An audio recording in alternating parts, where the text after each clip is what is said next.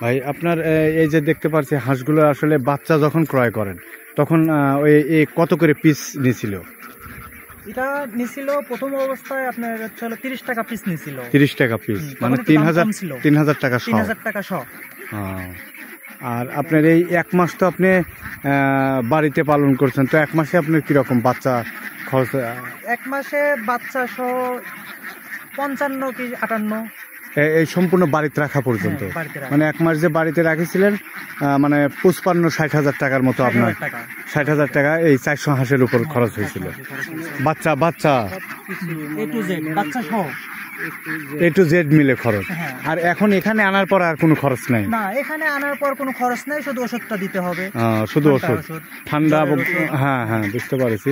আর এই যে মাঠ বিল দেখতে পাচ্ছি, এখানে যে খাবার থাকবে সেই খাবারটা খাবার পাচ্ছে, আর কোনো খাদ্য লাগবে না। এরকম আপনার কতদিন খাওয়াতে পারবেন? এখানে খাওয়ানো যাবে আর কি, যে ধান সব কাটা হবে, যতদিন বর্ষা না আসে, যতদিন না পড়বে মাঠে ততদিন খাওয়ানো যাবে। মানে রাখার মতো পরিবেশ যতদিন আছে এখানে ততদিন থাকা যাবে এখানে।